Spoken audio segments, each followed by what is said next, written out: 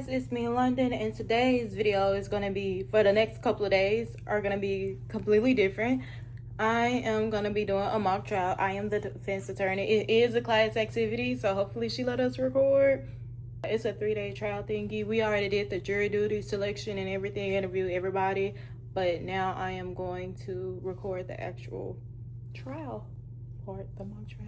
And it should be interesting and fun, so hopefully she let us record, because if she don't, then this will be a waste of a video. Hope you guys enjoy, and yeah, thank you. Bye. Okay, so the prosecution is going to start with the evidence that they have against defendant Olive Harrison. Before we do that, we're going to introduce the judge. So if I can have you all rise. You got it.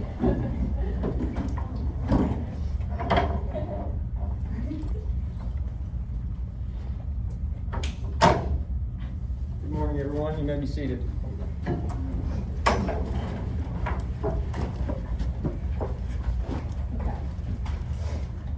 Prosecution proceeds with evidence.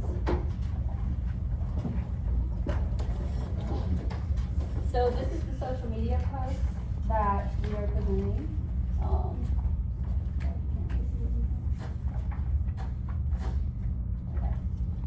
This is from Olive Harrison's Instagram account.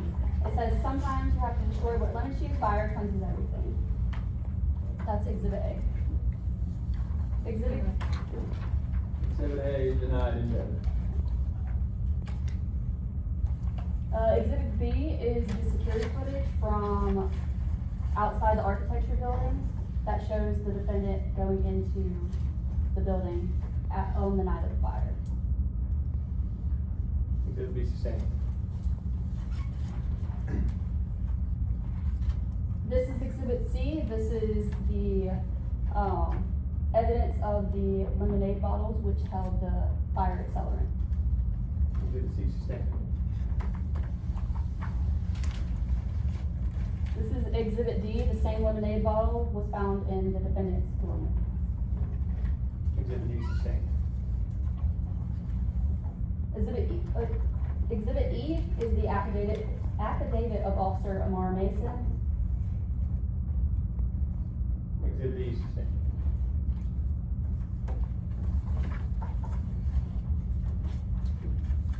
Exhibit F is the fire marshal investigation report and expert testimony. Exhibit F sustained. Exhibit G is Dr. Genesis Band's forensic evaluation. Exhibit G sustained. Exhibit H is witness trials, Izzy Clark, the classmate, and Nevaeh Dial, the roommate. Exhibit H sustained.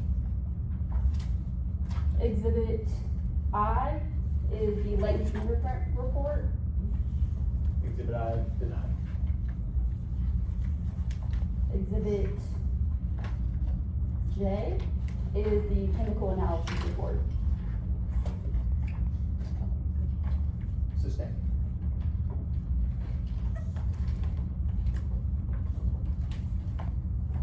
That is all the evidence that we present. Does the defense have any additional evidence to? It's already up there, don't you? Just bring it. So the first piece of evidence I'm submitting is the forensic report done by our expert witness. Sustained. This is for 2 articles published by the National Institute of Health regarding lithium statistics. Sustained. I don't have the other article right here. Oh, that's okay. It's good for evidence. Sustained. Okay. So now the prosecution will start with their opening statements, and then the defense will also begin their opening statements following the prosecution.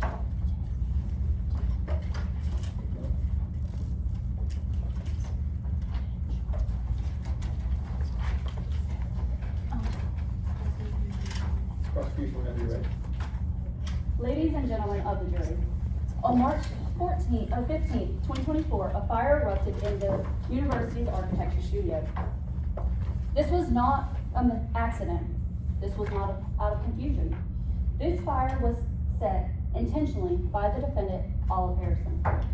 The evidence will show that just after midnight, she entered the building carrying a bottle of gasoline and more in her bag. She moved directly and deliberately into the studio, opened the container, spread the accelerant, and lit a fire powerful enough to fill the room with smoke. The fire investigators will testify that this was not a mistake, not a malfunction, but this was arson. The defendant told the world exactly why she did it, using the words of someone who knew what she was doing and why. These were calm, reflective statements of motive, not of delusion. Now the defense will claim that she should be found not guilty by reason of insanity. They will tell you that she was sleep deprived, off of medication, and emotional when she was found 2 days later. The state does not dispute these facts, but none of those are grounds for legal insanity. Under the law, to be insane, a person must be so impaired that they cannot understand their actions and that their actions were wrong. The evidence of this case will show the exact opposite. Ms. Harrison planned this act, equipped it herself, set the fire, celebrated it, and explained it afterwards. These are the choices of someone who understands the consequences of her actions.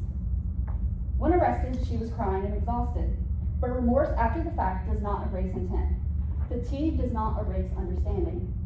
And choosing to stop her own medication does not stop responsibility. In this case, it's not about if Olive Harrison has a mental illness. It's about whether she knew what she was doing when she lit the fire. And the evidence you will hear will make that answer unmistakable. She knew, she intended it, and the law holds her accountable. At the end of this trial, after you see the footage, hear the testimony, and consider the defendant's own words, the state will ask you to return a verdict of guilty of first-degree arson. Because the fire was not born out of confusion. It was born of choice. A deliberate, dangerous, and unlawful choice. Thank you.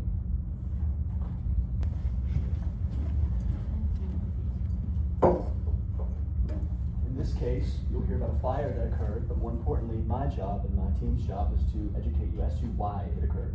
The evidence will show that Olive Harrison was not acting out of anger, intent, or malice, but that she was in the midst of a severe manic episode caused by bipolar I disorder.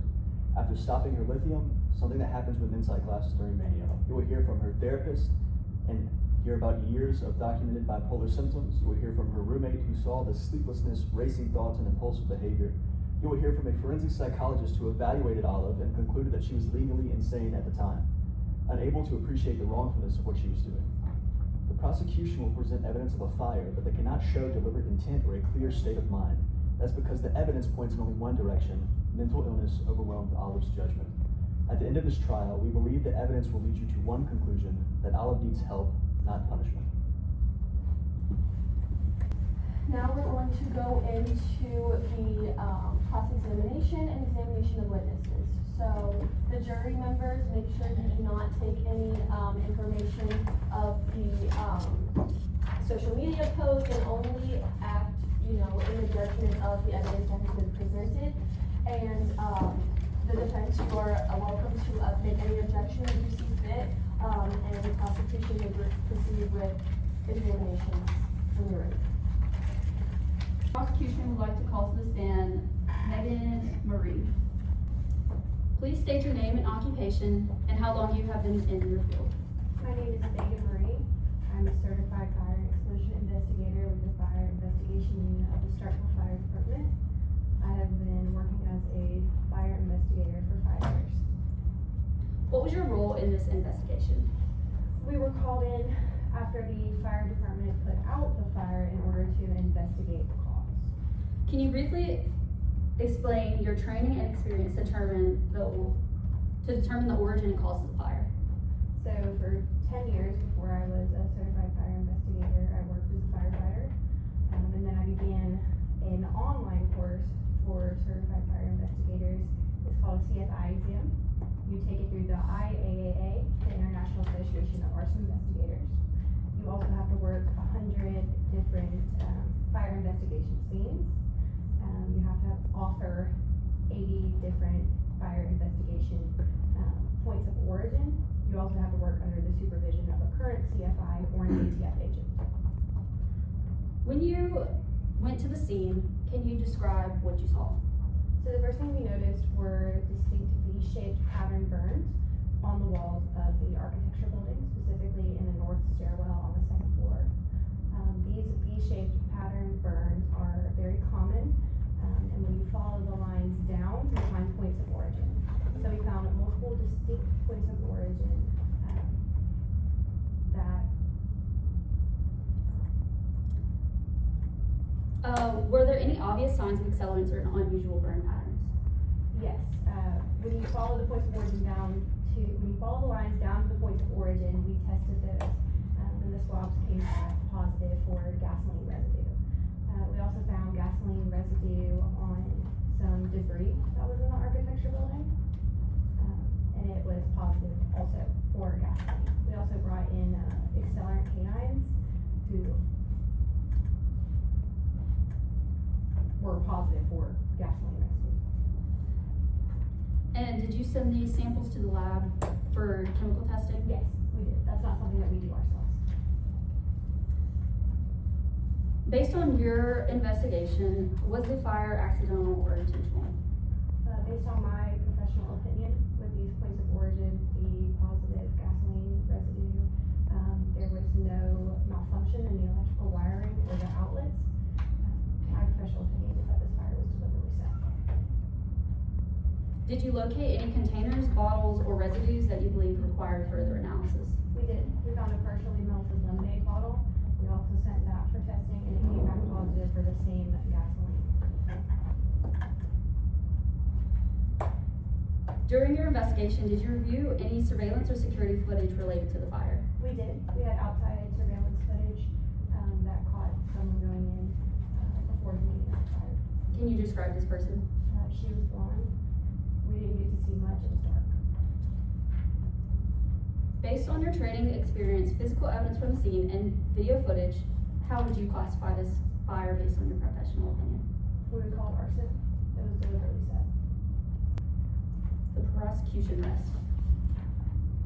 Does the defense have any cross-examination questions? Yep. You are not a psychologist or psychiatrist, correct? Correct. You have no training in diagnosing mental illness? Correct. You cannot determine intent from burn patterns? Correct. Fire patterns tell you how a fire behaved, not why it was started or how the defendant behaved. Not exactly. Explain.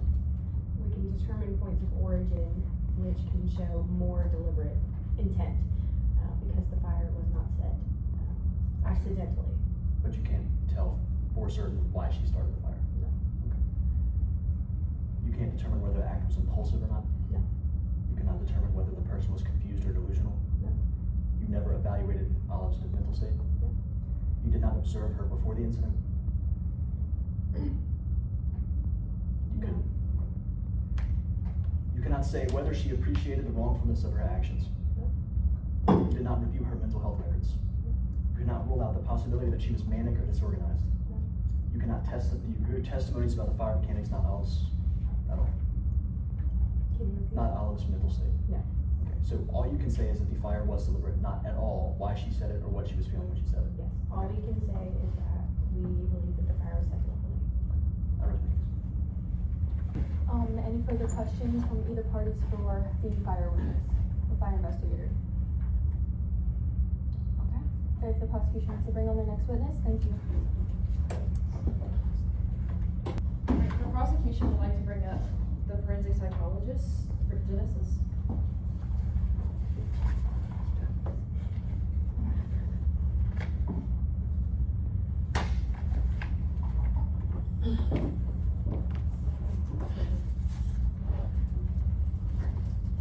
Can you say your name, occupation, and how long you've been in your field? My name is Genesis Dan. I am a forensic psychologist, and I've been in the field for about 6-7 years.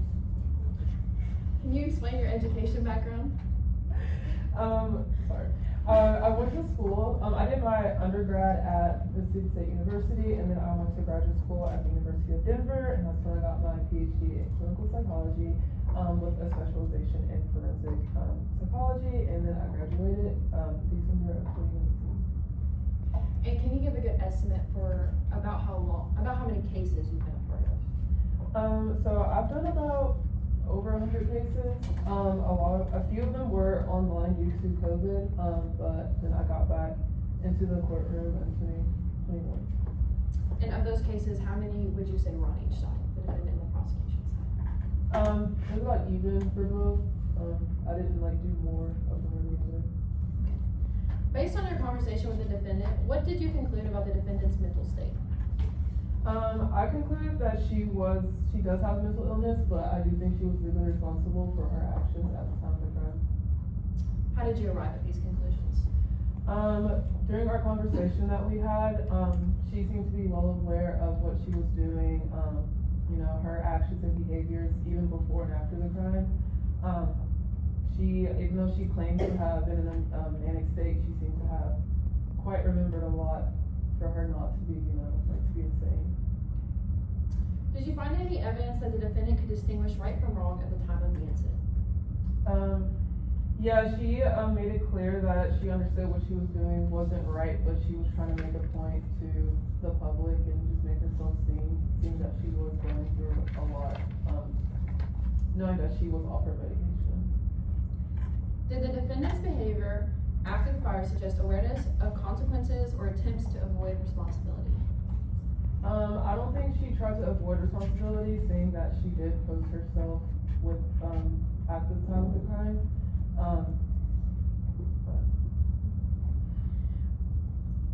Did the defendant make statements that show that they knew the consequences of their actions? Yes. Was the defendant capable of controlling their impulses and behavior at the time of the offense? I would say no, seeing that usually when you get off medication, especially something like lithium, you tend to act out in ways that aren't normal. Seeing that she was sleep deprived, I do think that she might have not been able to control it, but I do think she was aware of what she was doing. She definitely could have done anything else but what she did. Did you find any evidence that a mental disorder impaired the defendant's ability to act with intent and purpose? No. Did the defendant demonstrate organized, goal-directed behavior before, during, or after the incident? Yes. Did you identify any behavior suggesting that the defendant planned the crime beforehand? Yes. Would planning, preparation, or concealment be consistent with a person who is legally insane, or legally sane? No. Did the defendant exhibit decision-making consistent with rational thought during the events leading up to the crime? Can you repeat the question? Did the defendant exhibit decision-making consistent with rational thought during the events leading up to the crime? Yes. Do the symptoms you observed rise to the level required for legal insanity? No. Please explain. Like I said, she was very conscious of what she was doing. Like she was able to tell me everything that she did before, during, and after the crime. Even though she claimed to have, you know, she's been diagnosed with depression, anxiety, PTSD. I don't think her excuse for being bipolar is really something that she can say was the reason why she did it, especially because she purposely went off her medication, and she claimed to have stayed up for days, and I just don't think that's reasonable to have done what she did. Did you conduct tests for malingering? Oh my gosh, I can't say that word. Malingering. No. What were the defendant's reported symptoms consistent with clinical presentation? Like I said, she said she was diagnosed with depression, anxiety, PTSD. Even though the report says she had bipolar, she never mentioned it, so I can't really say if that part is true or not. Did these symptoms appear to be exaggerated or fabricated? No. Did you observe inconsistencies in their statements or behaviors that suggest intentional deception? No. The prosecution does. Defense have any cross-examination questions? Okay. Could you please state your name, your job, and your years of experience, please? My name is Genesis Band. I'm a forensic psychologist, and I've been in the field of study for about 6 years. evaluation of the defendant occurred several days or weeks after the incident, correct? Correct. By that point, she had slept, she was medicated, and she was no longer in the same mental state, or she could not have been in the same mental state as she was during the incident. I cannot speak on that. Your conclusions are based on how Olive looked a week later, not during the fire, correct? That's where your tests were taken. Correct. You did not review any video or audio recording of Olive from the night of the incident, correct? You never observed Olive during a manic episode at all, correct? Correct. You did not interview Olive's therapist of several years, correct? Correct. You did not speak to her friends who reported sleeplessness and erratic behavior leading up to the incident. Correct. You agree that collateral interviews are important in insanity evaluations? And you didn't conduct any?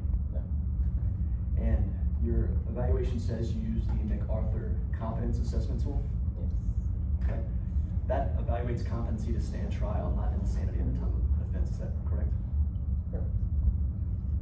So the test tells us nothing about her mental state during the time of the fire. No. Your Sears results showed no malingering, meaning she was truthful, correct? Correct. Okay. And the WAIS measures IQ, which has nothing to do with mania, correct? Correct. Okay. None of these tests assess manic episodes, right? You diagnosed her with adjustment disorder? I didn't diagnose her. That's what it says in your evaluation. Yes. Yeah, she has a documented history of bipolar disorder that's clinically diagnosed. Yes. Restlessness is a symptom of mania, isn't it? Yep. Sleep loss, impulsivity, rapid thoughts, those are also symptoms of mania, correct? Yes, it's also symptoms of someone that goes off medication. You did not rule out a manic episode using any mania-specific scale, did you? No. You concluded that she was sane because she seemed coherent and goal-directed during your interview. Yes. People in manic episodes often appear normal after the episode ends, is that correct? Yes. Mania fluctuates, it's not consistent, is that correct? Yes. So Olive's stable presentation a week later doesn't really, prove that she was stable during the incident, right? Yeah. You stated that her behavior was intentional and goal-directed, right? Yes. But people in manic episodes can perform highly organized actions, can't they? Yeah. Okay. Do people in manic episodes ever have, I know it's possible, but is it impossible for them to perform complex actions? It is possible. Yes. Mania does not eliminate structure, does it? No. Creativity, symbolism, and masterpiece thinking are consistent with mania, correct? Yeah. So you agree that mania can impair appreciation of wrongfulness?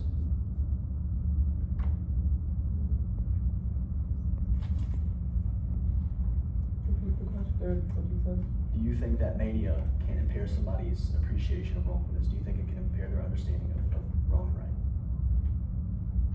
Yes. Okay. Do you agree that stopping lithium can trigger severe manic episodes? Yeah. Okay. I'd also like to point out in the articles I provided that proves that is true. Okay. And you didn't rule out any of the factors in Olive's case. You said that the stopping lithium wouldn't have had that much of an effect. The sleeplessness, it's not cause for starting a fire. I would say that it did have some effect on her actions. But you did rule out those factors when you made your judgment. Yeah. Why is that? Say it again. Why is that? Why did you rule out those factors? Can we go rewind?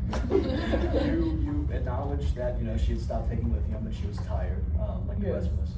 But you also said that doesn't, that didn't really hamper your judgment to say that she was fit to stand trial. Why is that? Why did you exclude those factors? Because, like you said, she did start taking her medication again, and she was competent enough to explain to me what was happening, and obviously she's competent to be right now. So. And that was after she started the fire, weeks after, right? Yes. Okay.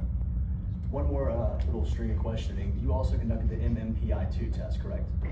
You do understand that test is not designed to evaluate insanity, or whether somebody understood right from wrong at the time of the crime. It's designed to evaluate competency at that moment.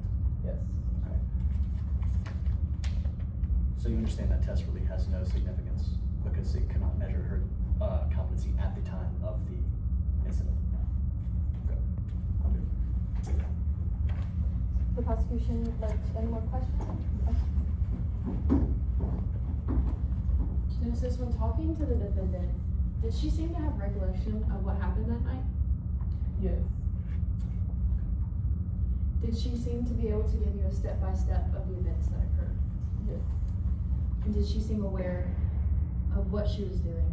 Yes. Defense, you have any other questions? Yep. Alright. So about 50% of people with mania report, blackouts as they describe it, or foggy memory. Is this the case with everybody with mania? I wouldn't say so. Okay. So it's entirely possible that our defendant did understand did remember what she was doing at the time, right? Yeah. Could she have been experiencing a severe manic episode and still recall the events? That's possible. Okay, would you like to bring forth another witness? The prosecution would like to call Izzy Karp to the stand. Ms. Karp, can you please explain how you know the defendant? I'm a classmate first. How long did you know her and how frequently did you interact? I've only known her for the semester and probably like 3 times a week. Did you see her regularly around the time of the incident? Yes. Can you describe her behaviors? She seemed very tired. She's making statements about how she hadn't slept at nights. She also was just very restless, kind of bouncing back and forth between projects that she was working on, just talking loudly. Can you describe the setting and circumstances of these conversations in which those statements were made?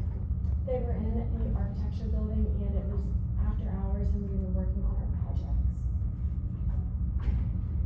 How long did she specify, or how does she specifically say how long she had claimed she had? She didn't use a specific amount of days, she just said she hadn't slept in a few nights. Did she appear tired or seemed exaggerated for effect? She did seem very tired. Was it common for students in your program to be sleep deprived during project deadlines? Yes. Did she describe this? Oh, wait. Did she seem serious or was she speaking in a joking or exaggerated manner?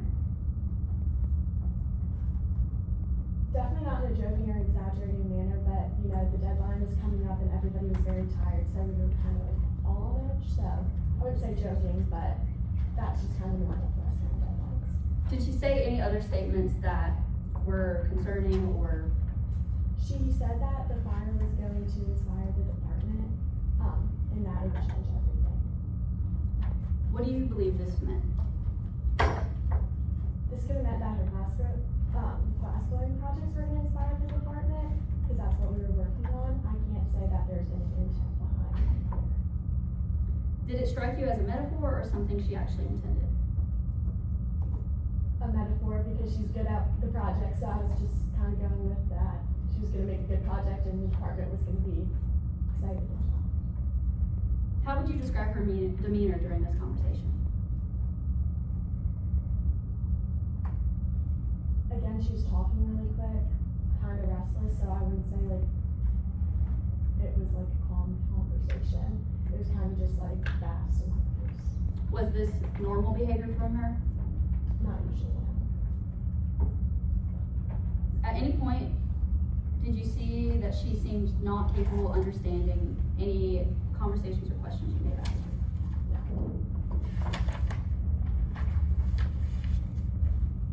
After making these statements, did she continue to go about her day normally?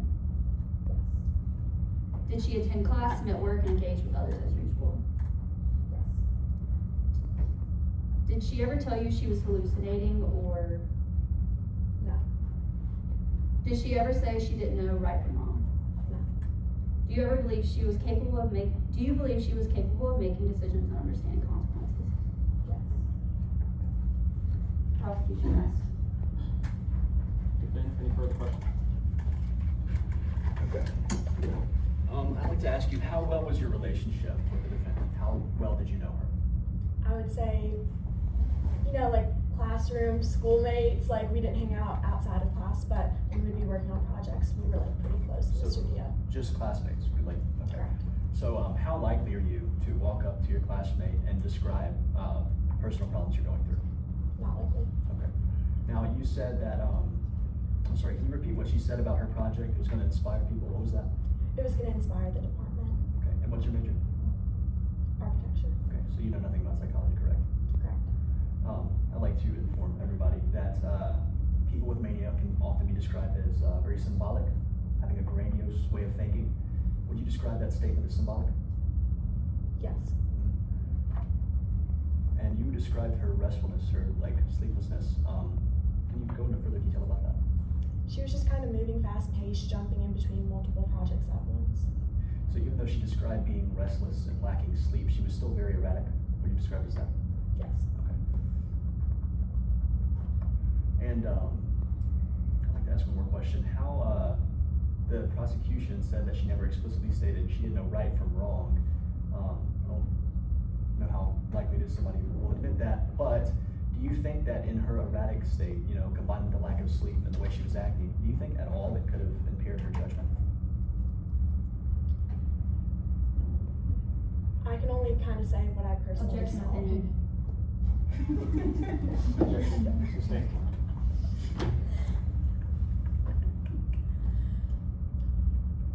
Knowing Olive, even though you're just a classmate, would you see her as the type of person to intentionally harm somebody or something? Objective opinion. Okay. Oh, wait, crap. I'm not allowed to cuss. Okay. No, I'm good. Prosecution, any further questions? Would you like to call the witness to stand? The prosecution calls Renee Stand.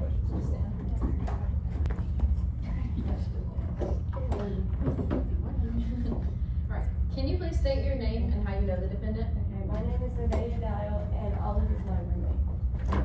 About how long did y'all live together? We started living together in the fall. And about how often would y'all say you interact on a daily basis with each So other? we only really interacted in the room because I was gone most of the day and she had her classes. So it was, I'd say around 4 p.m. every day we'd come, I would come back to the room and she'd be reading. Can you tell the court about any patterns you observed in her mood or in her energy? Okay, so it was very up and down. Kind of like one day she'd be like, again, like inspired and she had all these projects and she was gonna be like the next big, artist. And then other times it was like she was really low down and it was like my life was over, like throwing things, crying. Did she ever talk or do anything that concerned you? Specify like in general or Yes. Did she ever talk about anything or do anything that concerned you as a roommate? honestly it was like she would say like she was gonna show the world something and it was gonna be big and I would be like, what exactly are we showing? And because she was also like, obsessed with fires and things of the sort, so she would bring it into sorry guys. She would like bring her projects from the like building into our dorm and like start working on them. So there would be like fire residue or like the smell of fire in the room, and that also concerned me because we're in a dorm. There's not supposed to be any fire. In the days leading up to the incident, did you notice anything unusual in her behavior? It was very erratic, and once again, it was the projects, and she would have all her stuff like sprawled out in the room, and be like, okay, I'm gonna do this, and like she would show me like her designs and things of the sorts, and it was, some of her like words didn't make sense. It was, I'm gonna do this and this and this and that, and You mentioned that the defendant had a fascination with fire. yes. About when would you say this started? So when we first started living together, we weren't really as comfortable. So I would say around September, like a few weeks into living with each other, when we got comfortable and like we started like sharing more with each other. Can you describe the kind of things she said or did that showed this? So again, like the showing the world something, and again she would like come into the room and like play with fire a little bit, like light little things and like, oh, like this is nice. she would like try to do the glass blowing in the room, but it would be like other small things that Did she ever talk about fire in a romanticized or artistic way? it was more artistic. And about how frequently would you say she brought up fire? I would say at least a few times a week. Did she describe fire in a way that suggested planning or intent, or was it more of a personal infatuation? It seemed like more of a personal infatuation because again, like her major is like, you know, that type of thing. So I just thought she was really passionate, maybe overly passionate about it. Did she ever express understanding of the danger or consequences of fire? I wouldn't say so, just because like, again, like we were in the dorm room and like you're playing with fire in the dorm room. I feel like you really care about safety at that point. Did she ever express, or hold on, you mentioned that she had moments of highs and lows. Can you describe about what those look like? So like her highs, it would be like we'd wake up in the morning, she'd, you know, be, good morning, how are you? Like, you know, things are sorts, like, my project's gonna be amazing, like I can't wait. And then like one like thing would happen, or, so we worked together the whole day, so I can't say specifically what would happen. But if one thing happened in her day, she would come back to the dorm and it'd be like, does that help or should I specify? Did these mood shifts prevent her from going to class, completing work, or functioning normally?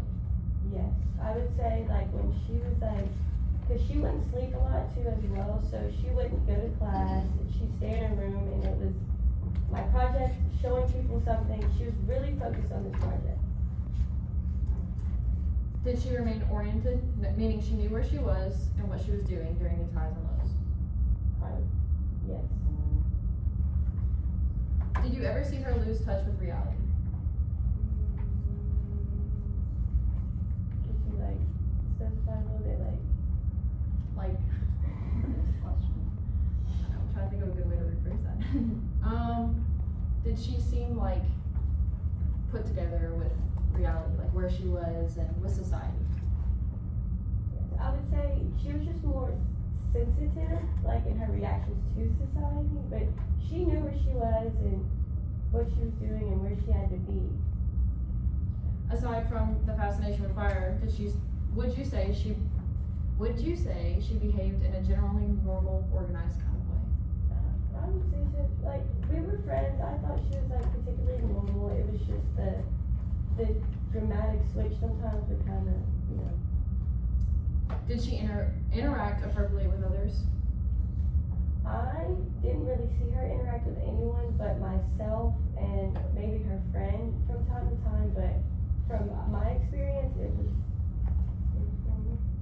Did she ever appear confused about what she was doing or why she was doing it? Not confused. At any point, did she say she didn't know right from wrong? No. Did she ever appear to be unable to make decisions or understand consequences? No, sorry. In the days or weeks before the incident, did she say anything unusual about fire? Did she ever express frustration or strong emotions tied to her architecture work?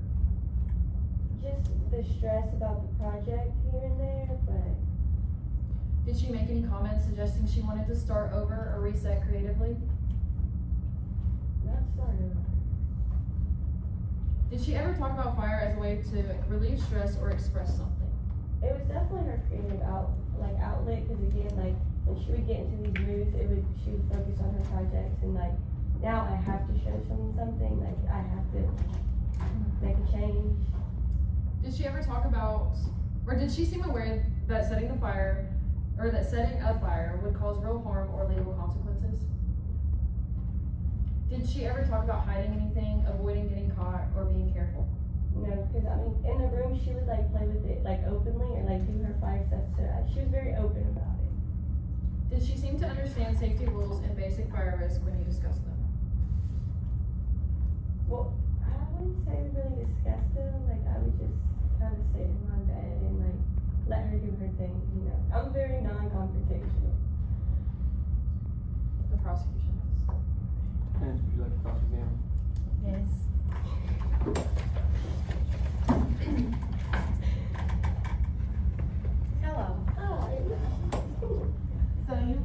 describe your relationship with your roommate as random roommates, correct? We were.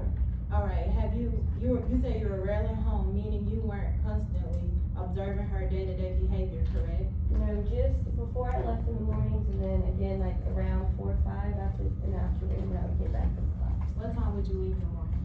I would leave early around like 7, like it was really early. 7, 8. So it wasn't 9 or 10 o'clock in the morning, as you said in the interviews, correct?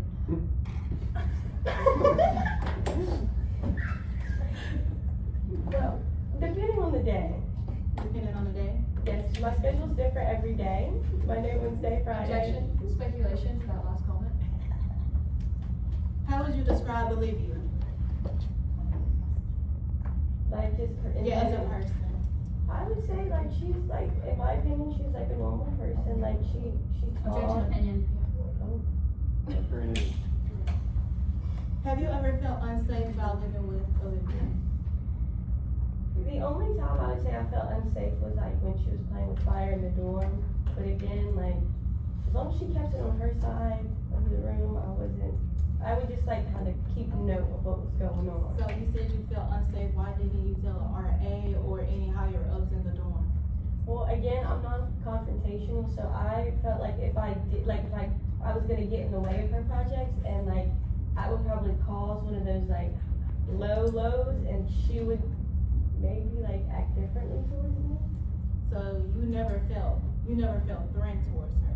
Not threatened, just a little, you know, like a little wary.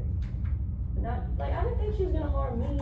More so like her room or like the dorm itself, but she was nice to me. She was nice to you. Okay. You said she brought lighter fluids, but she never threatened anyone or act violently, correct? No, it wasn't anything violent. It was just her and her projects and her like creative. Okay. And in the interview, you did say she was interested and easy to get along with. Objection, meaning- leading the witness.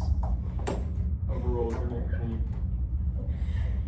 Okay, so any odd behavior you observed, you wouldn't have known it was connected to her mental health, correct? No. Was you aware that she was taking lithium at the time? Have you never seen a manic episode before, correct? No, man. Well, like, I don't have any background in any, like, of those, so, like, a manic episode to me, it could just be like look like a bad day, like, I couldn't tell you exactly what How happened. often was her bad days? Was it every now and then, every day, for a couple of hours? I wouldn't say it was I'd say it was every now and then, like, How would she normally act on a regular day? like, just a normal. Normal day. I mean, we'd wake up, again, she was stressed about her project, she'd still talk about that, and, I mean, it was like a good morning, a good fancy, go, come back. And what time would you make it back home? Around like 4 or 5. My opinion. Prosecution.